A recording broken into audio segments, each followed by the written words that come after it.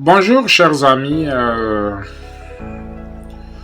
encore une fois, je reviens devant vous pour pouvoir discuter avec vous, pour pouvoir vous édifier et surtout vous encourager à devenir des entrepreneurs. Des entrepreneurs, pourquoi? Puisque, comme je l'ai dit toujours, c'est la seule façon de faire en sorte que le Congo décolle. C'est la seule façon de faire en sorte que des Congolais deviennent maîtres chez eux. Il faut qu'on devienne maître chez nous. Il faut qu'on se réapproprie le Congo. Le Congo doit revenir aux Congolais. Et la seule façon de pouvoir faire en sorte que le Congo prospère, que le Congo qu'on se réapproprie le Congo, c'est d'entreprendre. Entreprendre, puisque je continue à penser que la seule façon de faire en sorte que ce pays devienne un grand pays, que ce pays puisse finalement décoller, ce que ça prend, qui est le plus de nationaux possible qui détiennent la richesse du Congo. C'est pas possible que nous ne représentions rien dans l'économie du Congo. C'est pas possible que des gens venus d'ailleurs puissent s'accaparer de nos matières premières et s'enrichir alors que nous, on continue à croupir dans nos misères. Donc, je viens aujourd'hui pour la énième fois vous reparler de l'entrepreneuriat, seule façon de pouvoir faire en sorte qu'on s'en sorte. Aujourd'hui, je vais vous parler d'un thème, je pense que ça fait suite à à ma dernière vidéo, on a parlé de ce que ça nous prenait pour pouvoir nous réapproprier ce pays. Et il était question qu'on en parlait beaucoup de politiciens comme je vous l'ai dit la dernière fois, qui doivent prendre des mesures pour faire en sorte que des contrats soient octroyés en primeur aux Congolais avant de voir ailleurs. Ce qui se fait pas encore et ce qui se fait de moins en moins. On aimerait qu'il y ait le plus de Congolais possible qui puissent avoir des contrats du gouvernement, puisque c'est une des façons de pouvoir nous enrichir entre nous, de pouvoir prospérer ensemble, de pouvoir créer un Congo meilleur. Tout ça pour revenir sur un sujet, je pense dernièrement ou dans les 48 dernières heures, le sujet d'actualité, c'est le sujet d'un conseiller du président de la République, pour ne pas s'attarder sur son nom. Ce monsieur a fait du trafic d'influence. Ce monsieur est le symbole de ce qui se passe dans ce pays depuis des années. On a toujours dit qu'on voudrait que ce pays enrichisse les Congolais. On a toujours dit que ce pays veut faire en sorte que des Congolais deviennent milliardaires et que des Congolais créent des emplois qui vont profiter à tous les Congolais. Mais malheureusement, depuis l'époque de Mobutu jusqu'à nos jours, des gens continuent à utiliser la politique pour s'enrichir et ne pas enrichir le Congo. Pour se mettre plein de poches, aller cacher ça à l'étranger, alors que notre pays a presque besoin de tout. On ne peut pas continuer à faire en sorte que, à chaque fois qu'on a besoin de construire des usines, que ce soit des étrangers qui viennent les construire. À chaque fois qu'on a besoin de pouvoir, qu'on a besoin d'aller chercher de liquidités, qu'on aille à l'étranger pour aller les emprunter. Donc, il y a une façon de faire pour qu'on puisse s'enrichir au maximum et faire en sorte que ce soit des Congolais qui financent ou qui initient des projets d'intérêt commun. Ce monsieur a été piégé, comme tout le monde a pu le voir. Lui au moins a été piégé, puis on a pu s'en rendre compte. Mais le cancer, il est grand. Le cancer est profond, puisqu'il y a beaucoup de gens à tous les niveaux, que ce soit à la présidence ou dans la plupart des sphères de fonctionnement du Congo, qui continuent à reproduire le même stratagème. Je vais vous raconter une histoire vécue personnellement, il y a quelques années. Comme ceux qui me connaissent savent, ça fait plus de 25 ans que je suis en affaires et j'ai été propriétaire de plusieurs magasins à Montréal, 3 magasins en particulier, puis on avait un magasin à Toronto. Et un soir, j'étais au magasin tout bonnement, puis je vois un monsieur qui rentre, puis qui fait le tour dans le magasin. Puis avant de venir s'arrêter devant ma caisse, et puis il me dit bonjour monsieur.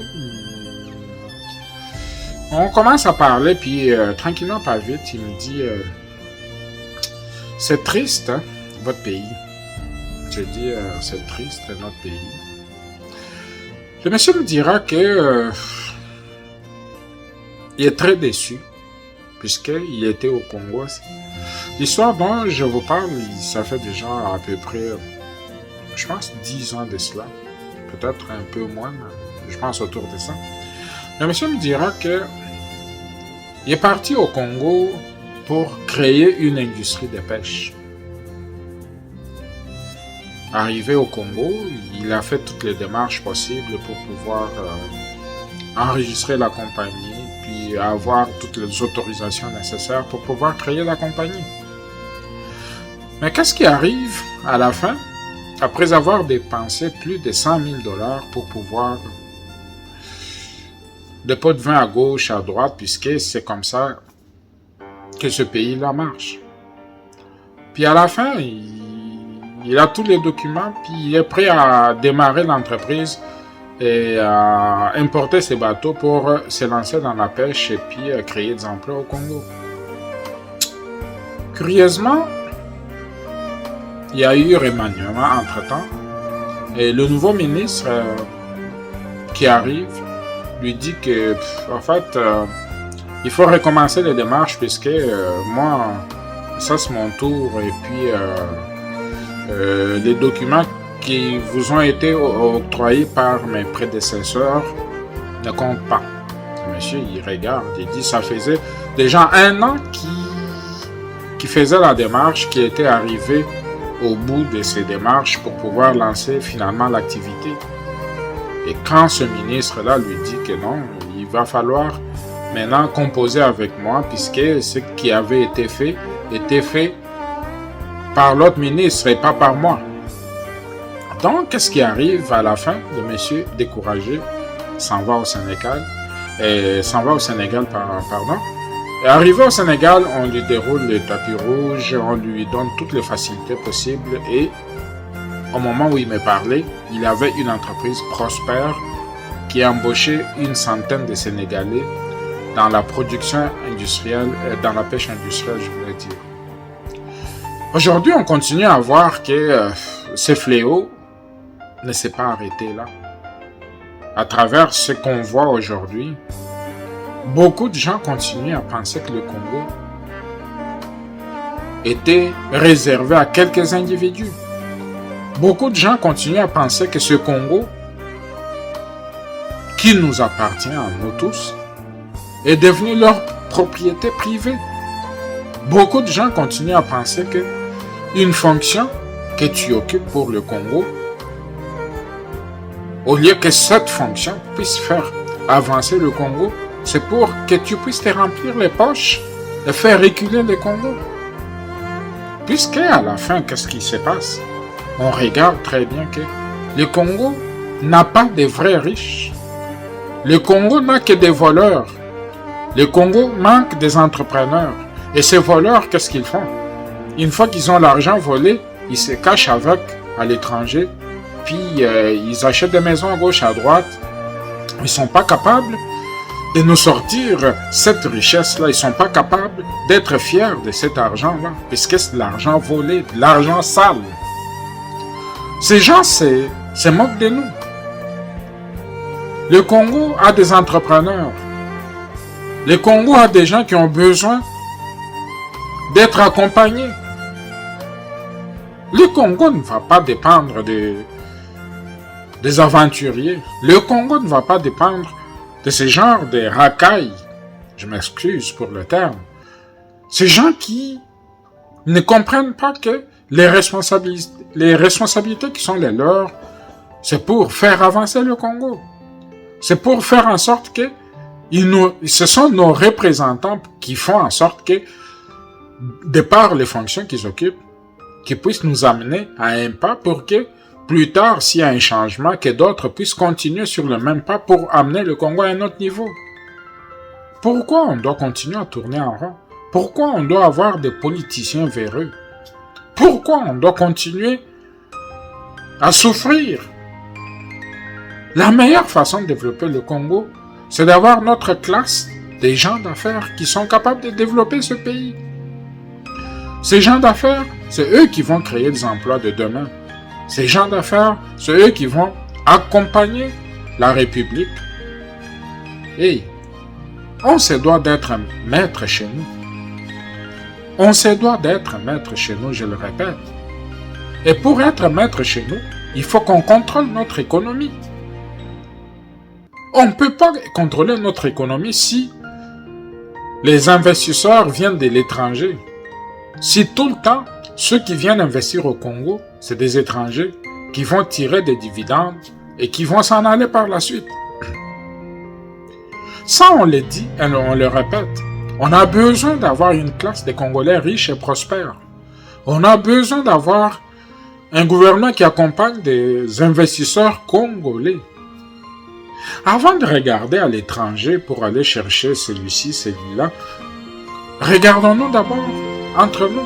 Est-ce qu'il n'y a pas un d'entre nous qui est capable de nous fournir tel ou tel service? Il y a quelques années, avant la mort des syndicats, ce monsieur avait demandé que, écoute, il y a des usines qui fabriquent du ciment en Angola. Il y a tout ce qu'il faut pour nous construire un port en eau profonde à Mwanda. Ce monsieur, c'est un Congolais. Pourquoi on ne lui a pas attribué ce marché-là? On est allé chercher des gens à Dubaï pour pouvoir nous construire ces ports-là. Pourquoi on ne veut pas enrichir des Congolais? Pourquoi on continue à faire que les nôtres continuent à tourner en rond? Hey, réveillons-nous. Le peuple congolais, où êtes-vous? Pourquoi on va accepter la médiocrité jour après jour? Pourquoi ceux qu'on place devant nous pour pouvoir nous aider à avancer continuent à nous trahir et nous on les regarde? La justice est gangrénée, les détournements, les procès arrangés. Quand est-ce qu'on va se mettre à réfléchir? Quand est-ce qu'on va se mettre à faire avancer ce pays? Ce pays nous appartient. Ce pays, c'est le seul qu'on a. Ce pays doit avancer. Pour que ce pays avance, ça prend des Congolais qui l'aiment profondément. Et ce qu'on voit présentement, on n'est pas encore arrivé à la hauteur pour mériter ce pays. Un pays excessivement riche. Un pays qui devait nous enrichir tous. Au jour d'aujourd'hui, c'est les autres venant d'ailleurs qui viennent s'enrichir chez nous. Pour que le Congo devienne un pays prospère, pour que ce pays change, nous devons changer nous-mêmes. Nous devons changer nos habitudes. Nous devons changer nos façons de faire. Nous devons favoriser des Congolais pour faire en sorte que le Congo avance.